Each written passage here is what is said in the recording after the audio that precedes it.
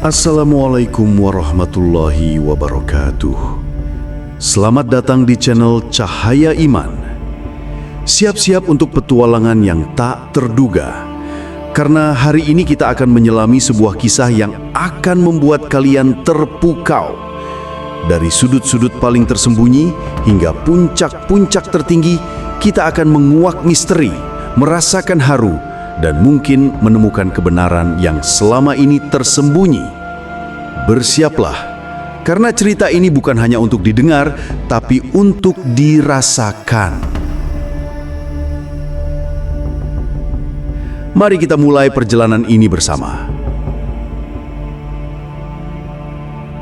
Malam itu, udara di kampung kumuh terasa dingin menusuk tulang, bercampur bau asap sisa kebakaran yang baru padam. Hujan deras seolah tak henti meratapi nasib penduduknya, membasahi setiap gang sempit yang gelap. Ali, seorang pemuda dengan tatapan mata yang kosong namun tajam, melangkah cepat dengan jubah lusuhnya yang basah, menyusuri genangan air yang memantulkan bayangan suram. Dadanya terasa sesak setiap kali melihat runtuhan hangus. Itu adalah pengingat konstan akan tragedi yang merenggut segalanya.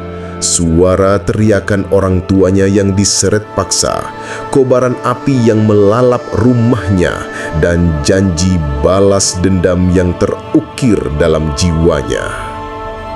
Ia berusaha keras mengabaikan suara keramaian dari kedai remang di depannya. Namun, tawa kasar seorang penghulutan yang menyeringai, "Satu lagi pengikut jalan baru terbakar habis," merobek ketenangan paksa Ali. Kata-kata itu, seragam prajurit yang ia kenakan, memicu kembali ingatan pahit yang tak tertahankan.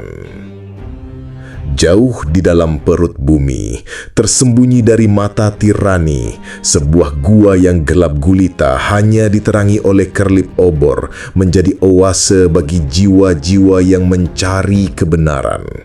Fatimah, seorang guru agama muda dengan sorot mata penuh keyakinan, dengan lembut membimbing beberapa muridnya, termasuk Hasan yang setia, menyelami makna ayat-ayat suci.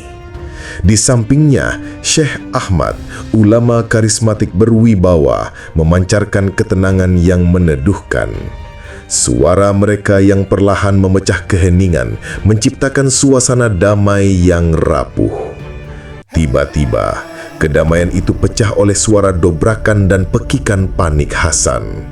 Pintu gua didobrak paksa, dan Amir Jalal, seorang panglima yang kejam, menerobos masuk dengan pedang terhunus, seringai sinis menghiasi wajahnya. Ia menuduh mereka menyebarkan racun.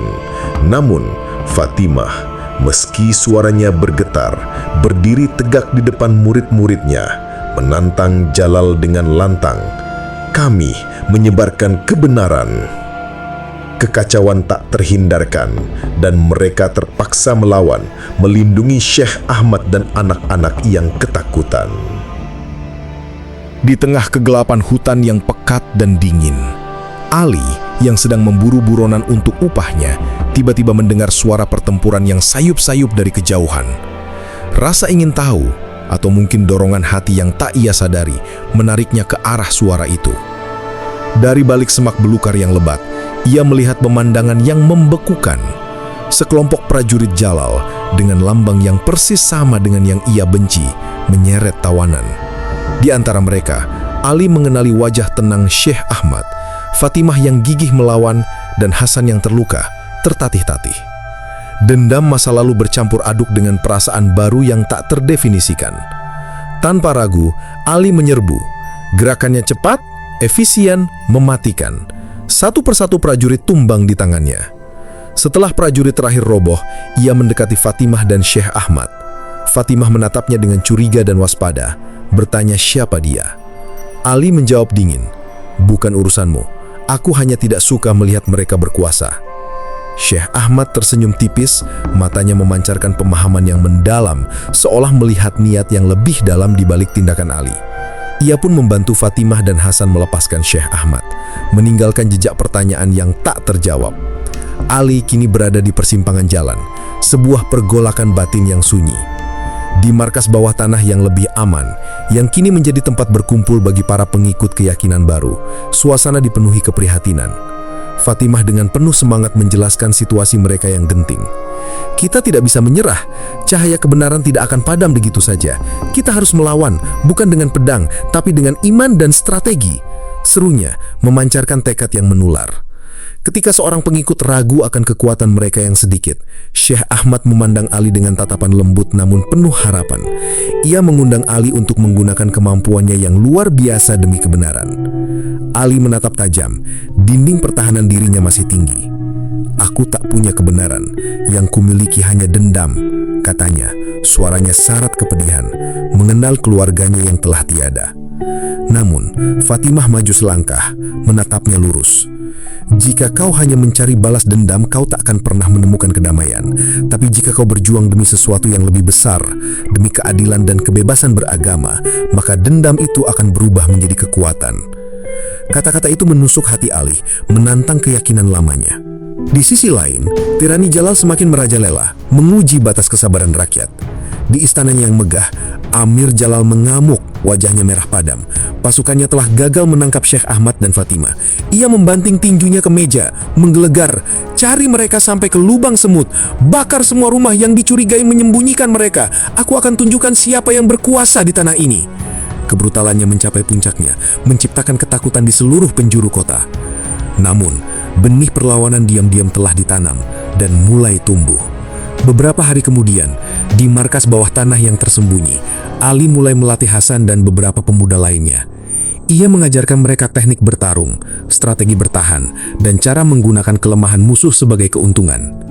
Dinginnya Ali mulai sedikit luntur, digantikan dengan senyum tipis yang jarang terlihat saat ia menyaksikan semangat belajar mereka.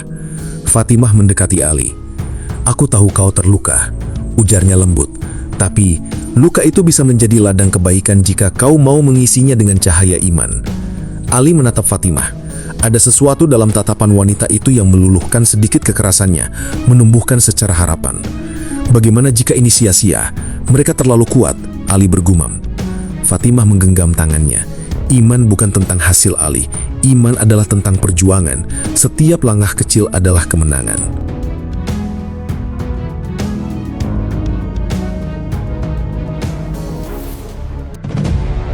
Perlawanan pun mulai mengambil bentuk nyata. Di tengah kota, Jalal melancarkan teror baru. Ia mengumumkan eksekusi publik beberapa pengikut keyakinan baru yang tertangkap, termasuk orang-orang tua dan anak-anak. Sebuah tindakan keji untuk menekan semangat perlawanan. Ali, Fatimah, dan kelompoknya menyaksikan adegan itu dari kejauhan. Hati mereka terpukul, namun tekad mereka membaja. Mereka tahu, serangan frontal adalah bunuh diri. Mereka harus melakukan sesuatu yang lebih cerdas, sesuatu yang akan membangkitkan kesadaran rakyat. Sebuah rencana disusun, menyebarkan pesan kebenaran secara diam-diam, merusak rantai pasukan logistik pasukan Jalal, dan membuka mata rakyat akan kezaliman yang terjadi. Ali memimpin misi sabotase. Ia dan Hasan menyelinap ke gudang logistik, membakar persediaan makanan dan senjata. Aksi ini berhasil memicu kepanikan besar di pihak Jalal, mengikis sedikit demi sedikit pondasi kekuasaannya. Titik balik pertempuran telah tiba. Jalal yang murka melancarkan serangan besar-besaran ke lokasi yang dicurigai sebagai markas Syekh Ahmad. Pertempuran sengit meletus di dalam gua. Suara pedang beradu, jeritan dan raungan memenuhi udara. Ali bertarung dengan gagah berani, bukan lagi hanya untuk dendam pribadi, melainkan untuk melindungi Fatimah, Syekh Ahmad, dan semua pengikut lainnya. Di tengah kekacauan, ia melihat Hasan terluka parah, mencoba melindungi seorang anak kecil. Kemarahannya memuncak saat ia berhadapan langsung dengan Amir Jalal. Pertarungan pedang yang brutal, setiap ayunan adalah pertaruhan nyawa. Ali bertarung dengan seluruh kekuatan dan amarahnya. Ia hampir saja menghabisi Jalal. Pedangnya sudah diambang leher sang panglima. Namun, bayangan senyum Syekh Ahmad, keteguhan Fatimah, dan wajah anak yang dilindungi Hasan melintas di benaknya. Ia melucuti senjata Jalal, namun tidak membunuhnya. Ia menatap Jalal dengan tatapan yang mencampur adukan amarah, belas kasihan, dan kemenangan iman. Kekuatan sejatimu bukan pada pedang, Jalal, tapi pada hati. Desis Ali terengah-engah. Kekuasaan yang zolim akhirnya runtuh. Pagi menyingsing, menerangi sisa-sisa pertempuran. Jalal tergeletak tak berdaya, pasukannya kacau balau, semangat mereka hancur. Rakyat yang sebelumnya diam ketakutan, kini memberanikan diri. Mereka akhirnya sadar akan kezaliman yang telah lama menindas. Syekh Ahmad mendekati Ali yang terluka. Wajahnya tersenyum penuh makna. "Kau telah menemukan nurmu, Ali. Cahaya itu akan membimbingmu," katanya lembut. Ali menatap matahari terbit, hatinya terasa lapang. "Ini baru permulaan, Syekh," jawabnya, sebuah janji yang kini ia yakini. Jalal ditangkap oleh rakyatnya sendiri. Kezaliman berakhir, namun perjuangan belum usai. Kini saatnya membangun kembali, menyebarkan ajaran yang benar dengan damai. Ali yang dulunya penuh dendam, kini telah bertransformasi menjadi pelindung dan bagian dari perjuangan yang lebih besar. Dan pada akhirnya, ketenangan pun datang menyapa. Beberapa waktu kemudian, desa mulai pulih. Seperti bunga yang mekar setelah badai. Orang-orang bebas beribadah, tawa anak-anak kembali mengisi udara. Ali terlihat mengajar anak-anak membaca Al-Quran, duduk di bawah pohon rindang, dengan sabar dan senyum tulus yang tak pernah ia miliki sebelumnya. Fatimah melihatnya dari kejauhan, tersenyum bangga, menyaksikan benih-benih kebaikan yang tumbuh dari perjuangan mereka. Perjalanan iman adalah perjalanan seumur hidup, penuh badai, penuh ujian. Tapi di balik setiap badai, selalu ada nur yang menunggu untuk menerangi jalan. Dan kini, nur itu bersinar terang di desa mereka.